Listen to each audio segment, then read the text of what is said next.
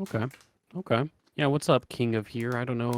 Sonsol just said you wanted to talk, and I've got some time before my little podcast Well, starts. I don't So even know what Sonsol's trying to ask. I said he's not retarded. I mean, I think he's. I don't think. I think he's uninformed. I Debate don't believe he's. Econoboy. Debate Econoboy. You wanted to talk yeah, about economics and I the fucking what is it? The Austrian School of Economics with their I agree. praxeology. Go for it. Sonsol's really Kind of boy. uninformed. Do you want to talk about economics? Yeah, sure, but So I here's don't know what you basically want to what talk we about should do: specifically. abolish all central banks, cut most taxes, abolish every single cent of welfare program, abolish most regulatory agencies. Basically, I want what Ludwig von Mises and Friedrich Hayek advocated for in terms of economics. Uncle Sam has caused a boom bust cycle, enforcing the petrodollar. And recently, Russia and China and BRICS have had to liberate some of the global South countries from Uncle Sam's control because he's enforced this dollar and because Wall Street pays him to. No, we need to go to genuine free markets based on mutual agreement and prosperity, and that'll lead to economic growth and get rid of a lot of the boom bust nonsense.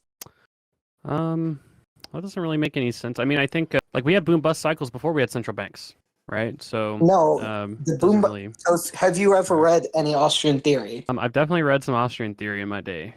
Well, to my understanding, the way the Austrians see it is because the Federal Reserve prints more money than there is in the population. This necessarily leads to inflation, which leads to overspending, which leads to a boom bust cycle in the business cycle. Well, again, the Federal Reserve has only existed since 1913, and the Great Moderation, in terms of a strong-handed Fed, has only existed for the last 40 or 50 years, right? So we would have to, like, by that model, we'd have to explain why there were so many recessions and so many banking crises and so many problems with the economy, like, and not just problems, but there was a much more volatile economic, state of output before the central bank than after. Like that theory doesn't account for that Well, information. okay, I thought, and I've read articles from or ancient pamphlets from Mises and Hayek, where basically the outline is so the Hmm. Keynesian theory is when you spend money, the consumers will give the money to businesses, which is economic growth. But the inverse is true. When you give money, they'll spend it, but then they won't, because of the inflation, they won't have enough money for future products, which leads to a crash after the initial boom, and then that crash has to be supplied with more government spending ad infinitum, right? I thought that was a general Yeah. theory. Or I do mean, I I have that understand you wrong? could. I Am I mean, I'm back? sure. Well, I'm sure you have a better understanding. I mean, if you're an Austrian, you probably have a better understanding of like what the claims are of Austrian theory, right? But I'm just saying that if the claim is that we should get rid of central banks because the federal government and the Federal Reserve, well, I guess the Federal Reserve really is like the reason why we have boom and bust cycles, you'd have to explain why before the Federal Reserve existed, we had more boom and bust cycles and they were worse, right? Well, it's not just the Like, boom. That's just one of many problems. Another problem is inflation. okay. Another problem is distortion of interest rates because it's always higher or lower than the natural demand rate would be. And there are so many other problems I could list. Debt, right?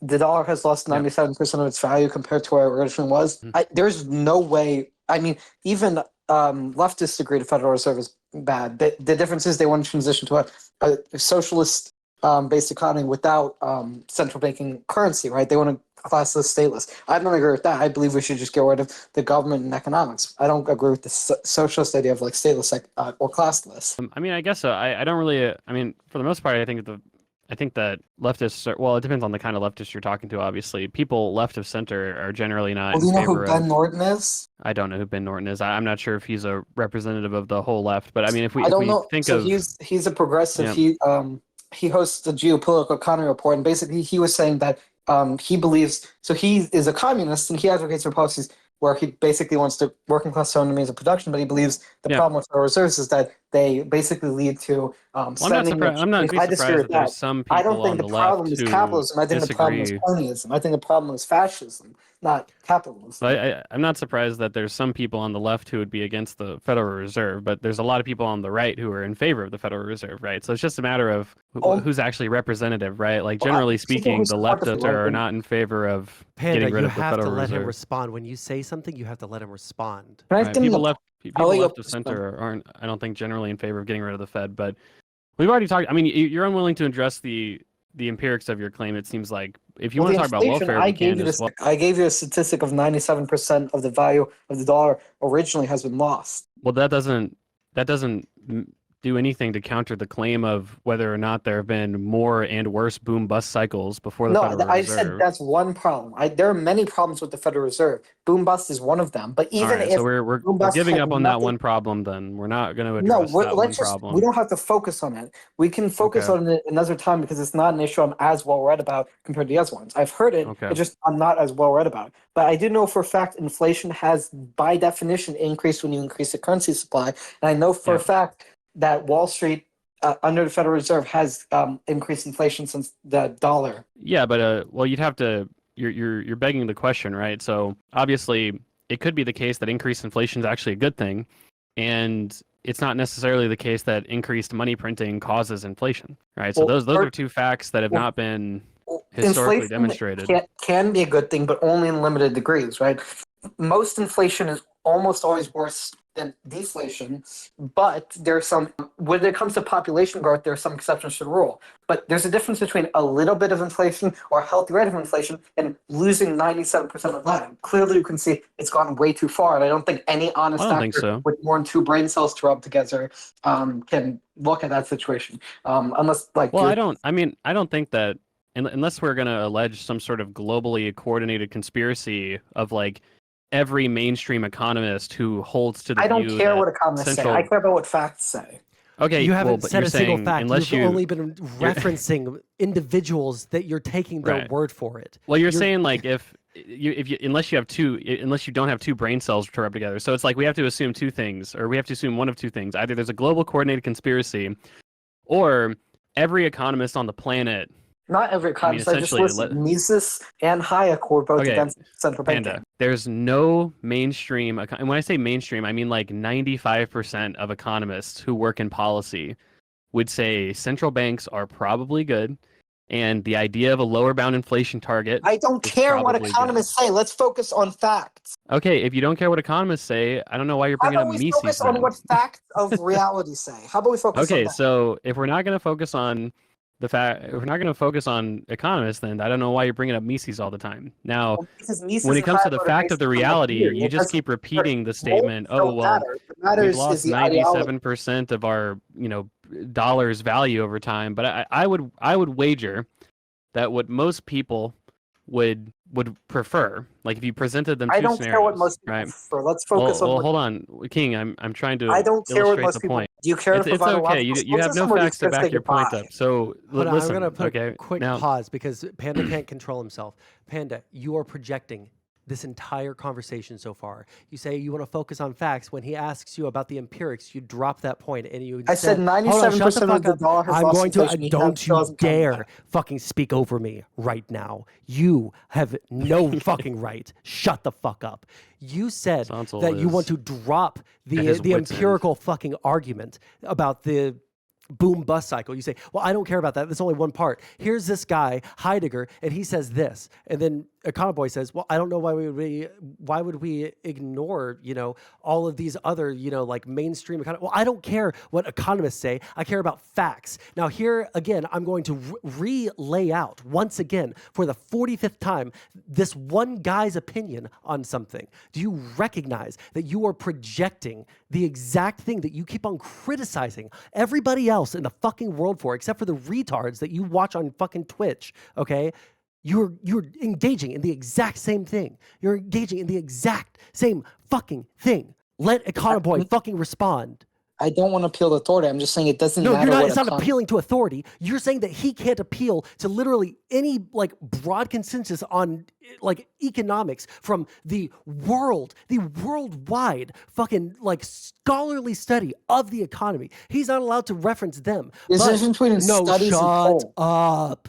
But the second that he tries to push back, you say, I don't want to fucking hear about that. What I want to hear about is facts. Here's what Heidegger said about this theoretical thing. You're not giving any facts. Bring a fucking statistic or never say another fucking person's name again. 97% of the value of the dollar has been lost. That's a statistical fact. Okay, Okay, but cool. King, Now it's his turn. You didn't let me finish my point, right? Okay, So, respond. number one, what you just referenced isn't a study, right? So there's a statistic, the value of the dollar over time. We can see that one unit of currency, $1, one single dollar of currency, the purchasing power of that dollar that single dollar has gone down over time. That's not a contested fact. Nobody with two brain cells to rub together would contest that fact, right?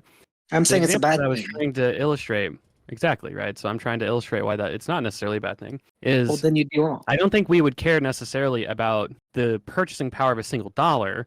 We would care about the purchasing power of individuals, right? And so if we could create a system, which is essentially what we've done in the last 40 or 50 years, and it's not perfect, obviously. Like I would advocate for a radical transformation of our welfare state. You would just advocate for getting rid of it, and our ownership productive apparatus, right? But if we could create a scenario where the value of a single dollar goes down, but the amount of dollars that people have available to them goes up, then that's probably not a worse scenario because the purchasing power of individuals goes up over time. That Because their proves you wages don't and know what you're consumption goes talking down about. up over time. Because right? if you give people more money, but that money is worth less, that creates more instability. Because sure, people might have more money in the short term, but if long term it leads to more inflation, that's going to lead to spending, inflation. Well, Inflation. we're not allowed to talk. We're not allowed to talk about that though, because you said you don't want to talk about the empirics of whether or not money printing causes inflation, and you don't want to talk about the Inflation empirics of does whether or lead to not inflation. central banks cause recessions. Right. Well, I've already established the idea that money printing does not necessarily lead to inflation. Yes, it does. No, it doesn't. Okay, so Yes, it does. if we Let look me at I know the for a fact, simple, if you have Panda, $5 if you in want an to economy, fucking like ever have any respect, like anyone respect you in your entire fucking life, you're gonna have to listen to what they say as well. well, I but just here's do. an example. Okay, Panda. I disrespect. You're just not here's a listening to the question. fucking question. I Or- Panda. disinterview. oh, Panda. then why the fuck well, are you in my fucking Discord? Get the Panda, fuck out. just listen. Just listen. Hold on. Panda, if I printed $1 trillion worth of currency and then buried it in my backyard, does that cause inflation? No, but that's never what happens. So All right. So we've established the idea that just printing money doesn't cause inflation, right? You can't just print money and cause inflation, right? if you get print money and give it to people, Okay, right. So you have to circulate that currency, right? It has to circulate in order to cause inflation. Fair enough? Yeah, but nobody contests Okay. that. That's what people So- mean when I say money printing. Okay. The money printing is So never just buried in the speed at which, well, sometimes it is, right? Well, it's never. The equivalent of burying your money in the backyard might be putting it in savings, right? You're not circulating that money. It's not causing any sort of consumption-based inflation when you save money. No, but that savings can right? go to future spending. It might not be spent now, but in the future, it's going to be spent. Well, for instance, we could test this theory out. In Japan, this is what they said for a long time in Japan. They said, well, in Japan, because of the aging population and because of all the aggregate savings of people and all these people retiring, it'll cause inflation. That everyone's going to start spending their savings, and all of a sudden, inflation's going to happen in Japan. That didn't happen, right? That didn't come online. Didn't happen in South Korea where the same thing's happening either. It's not happening in China where the same thing's happening. So we have to. Our analysis has to be a little bit more complex than just money printing causes inflation. That just doesn't seem to be the case, historically speaking. Now, it's not that money, like for instance, if I were to print not a trillion, because clearly the upper bound's higher than that. If I were to print $5 trillion, right, and distribute it amongst various people, it's obviously the case that that's going to cause some level of inflation. But the Austrians take this very like one-to-one, view where it's like, oh yeah, the reason we have inflation is because of money printing.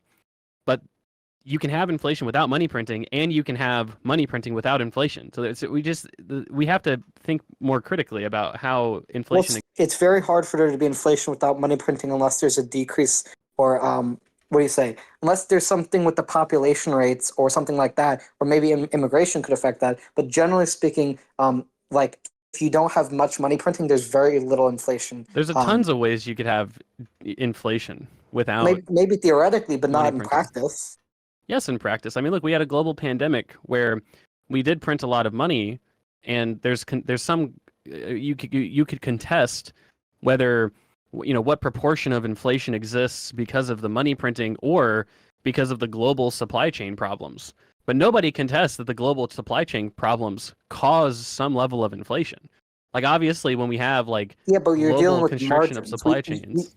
I don't disagree, but you have to focus on the forest, not the trees. You can say an individual factor. We have to focus on what the vast majority cause. If you focus on every little nook and cranny, you're not going to focus on what the real issue is. So sure, maybe 20% of inflation prices in America after the pandemic had to do with lockdowns for and instance, pork. the money supply increased by about 30% because of the quantitative easing on account of COVID, Well, but we should only had do that. 9% inflation. So how does that work, King? Well, some of that Yeah. some of that had to do with the fact that people had to buy more essential goods during COVID. Some of that had to do with other things. I'm not saying it's simplistic, but what I'm saying is it's undoubtable the $7 trillion the Biden administration pumped, and for that matter, the trillions Trump pumped into the economy were both pretty bad given their inflationary effects. What we should have done, we shouldn't have done any lockdowns. We should not have done any of that. We should not have done money. We could have given people maybe. I would have been fine with like some PPP loans to keep businesses afloat, and maybe some social distancing local. But it's clear the government was way too heavy-handed, and if we didn't have a Federal Reserve, this problem wouldn't have been exacerbated to the level it did. I don't think that's even debatable.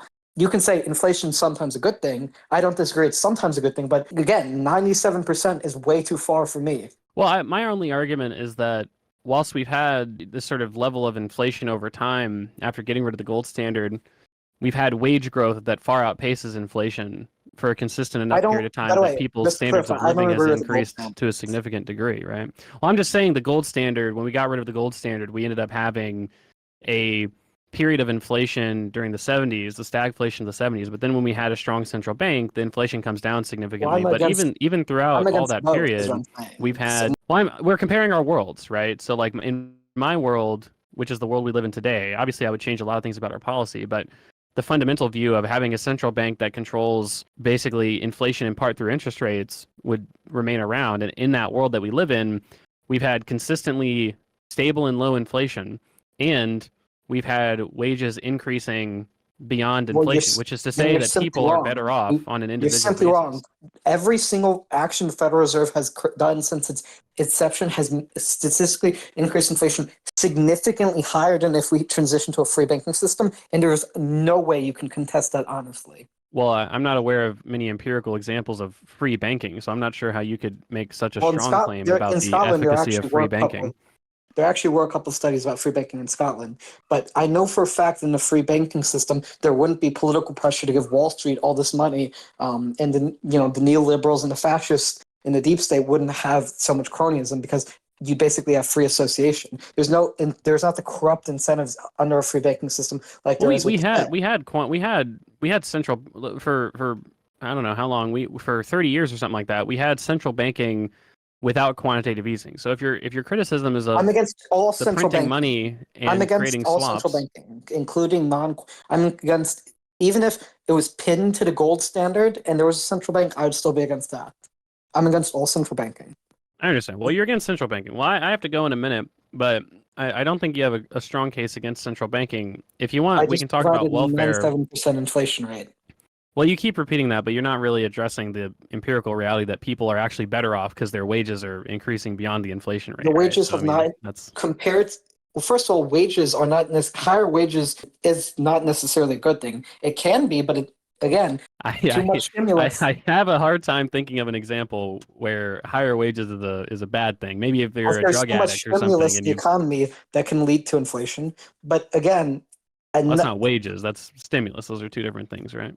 There's no reason for there to be a Federal Reserve when we know for a fact it's just given trillions to Wall Street. None of it has served the American people. It's led to, again, 97% devaluation.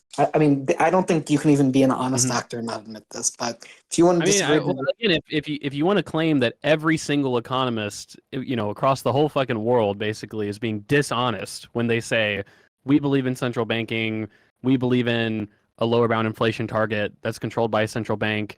And when I say every economist, I mean 95% of economists. If you think 95% of economists in the world are just being like liars when they say that this is a good thing, then that's, I mean, I alleged in the beginning that's a conspiratorial view. You said, no, that's not a conspiracy. I'm not claiming a conspiracy. You can say someone's bad faith and not a part of a conspiracy. Somebody can be a bad faith actor and not work for somebody. People have political agendas all the time.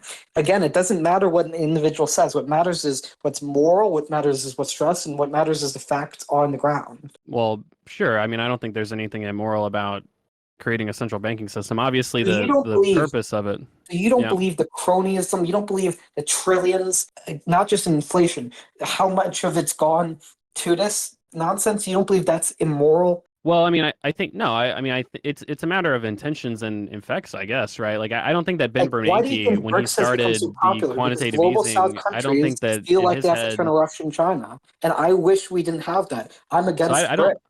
don't think in Ben But Bernanke's head he was saying, oh, I'm gonna do quantitative easing because I want fat cats on Wall Street to make trillions of dollars or something like that. Now we can disagree with the policy, but I don't think every time somebody implements a policy, they're like some corrupt individual. Sometimes they're just wrong, right? Like I'm I critical of don't quantitative disagree. easing myself, but it seems weird to be like, oh That's the yeah, no, common fact. it's I mean, yeah, well, there are exceptions to the rule. There are some good faith actors, but to deny the level of corruption, again, it's like there are some well, redeeming but qualities something's more not within. corrupt if the intent is genuine, right? Like Well, you some can't like. individuals have genuine intent and some don't. I can't read people's minds. It doesn't matter. Well, sure. I'm talking about Ben Bernanke, the head of the U.S. Well, sure. Federal I don't Reserve know during the enough about time of quantitative Bernanke. easing starting. I don't know that much about his biography. He could be an honest actor. He could not be. I just Well, don't let's know. take Ben Bernanke and Janet Yellen and Jerome Powell, I who think Jerome oversaw Powell the and entire Janet quantitative Yellen easing are pretty bad. program. I believe they gave a lot of money to Wall Street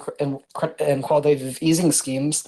I believe they're pretty corrupt. I don't have any reason to believe that, but I think you're saying they're corrupt because they did a thing you disagree with. It sounds like. I'm saying it because the thing they disagreed with that helped a specific cronyist interest. Yeah, but you argued for PPE loans, which help businesses and not people, right? So you have to make the argument that I don't know. the I don't know enough about PPP loans, but from what I've read about the subject, they did help keep small businesses afloat, which probably was a good thing for minimizing inflation given the lockdowns. right. And so someone like Janet Yellen or Jerome Powell or Ben Bernanke would say that there's some utilitarian purpose for putting money, basically swapping money out of the system, or swapping assets out of the system and money into the system for economic purpose. They wouldn't say like their genuine. I think my view would be that their genuine opinion would just be, oh yeah, we thought that this would help the economy, basically. Well, fair enough, but then at that point, how do you determine when somebody's being honest about their intentions and when somebody's lying about their intentions in order to hide their true intentions? I mean, you'd have to engage in a pretty thorough investigation, I assume. I haven't heard of any evidence. I mean, there have been government scandals before about people being corrupt. I just haven't heard that with the U.S. Federal Reserve. Like if you told me, like Bob Menendez seems he's about to go to prison for taking bribes, right? It's like, well, there you go. That guy was corrupt. He was using his position to enrich himself and get people out of trouble who shouldn't have been out of trouble. Seems corrupt to me. Investigation was done. He's going to jail, right? I mean, that seems like pretty good process for determining someone's good or bad faith and whether they're corrupt or not. Yeah, but somebody doesn't have to be convicted to be. There's a difference between violating corruption laws and just the general political or ethical idea of corruption, right? Somebody can have dual interests and at the same time not necessarily be breaking a law. I Yeah, I don't agree. know. I don't see. But There's but no. the You're just saying individuals they're corrupt, though. You're not. don't matter. You're Just saying can I like. just ask one final question because I think you got to wrap this up. Just one final question. Yeah. This is just going to be a yes or no because I don't want to debate it too long. Yes or no, do you believe the proposition that if we had free banking instead of a Federal Reserve, we'd have a statistically lower rate of inflation over time? Yes or no? I guess I don't know. I mean, you're when you say free banking, you mean basically just get rid of all government influence over interest rates? Yeah. So basically move to sort of an Austrian theory free market system. Yeah, I mean, I think that there's a caveat to my answer.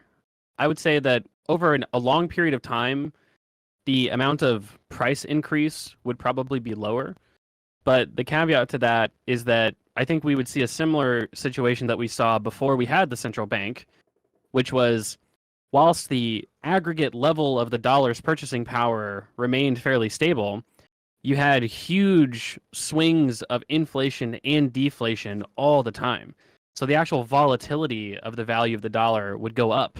And that's not good for business, right? So that's why The I would reason I would generally be disagree in with that, support of, if you want to disagree with that, is because before we had the Federal Reserve, we did have free banking. But another thing we had, which I believe led to some of the crashes, were high tariff rates. I believe the problem was the high tariff rates led to too little foreign trade, and too little foreign trade didn't lead to enough stability in the markets. I don't believe it was necessarily a problem with the currency as much as it was, the government trying to protect native industry. Yeah, I mean, maybe a country will try out free banking and it'll work out pretty well. But I don't know. Doesn't seem to be super empirically validated, the idea of free banking. So I'm going to be pretty skeptical of it until we get some good evidence. I mean, if that's all you have to say, is Sonsol still there?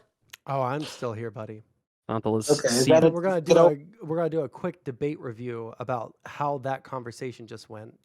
Once Econoboy leaves. By the way, Econoboy, how's it going? It's going all right. We're about to kick off Live and Learn episode whatever episode we're on. Ooh, exciting. So that should be fun. You should react to it, Sonsol. Do a By the little way, just to reaction. clarify, I may have said something misleading. I don't support BRICS, but I believe the reason BRICS exist is in retaliation to the Federal Reserve. I think both the Federal Reserve and BRICS are bad. I just believe it was a retaliatory move. But just to clarify, I've of course condemned Russia and China's economic activity in the global south. My guess would be that BRICS exists not because of the Federal Reserve, but because of general U.S. hegemony. Not really just like we don't like the U.S. Federal Reserve. That would be my assumption. But from what I've looked into, I don't think they're like, we got to do something about the U.S. Federal Reserve. I think it's more about U.S. soft Well, specifically power. the currency and the broadly. debt that they feel global south countries have to America. What? I'm not sure what you're talking about there. All right, All I'm right, just gonna well- remain silent on that point then. All right, well I'll talk to you later, Sonsol, Panda/King. I'll talk to you later. See you guys. Catch you later, man. All right. Well, welcome. For people that are new, if you're watching on YouTube or if you're watching on Kick, I'm Sonsol. I am a political science student. I like to talk about politics. I like to argue about politics. We talk about all sorts of fun things on here, like drama and politics. And I like to argue with people and chat about a lot of different things. Like, comment, and subscribe. I don't like to shill. Also,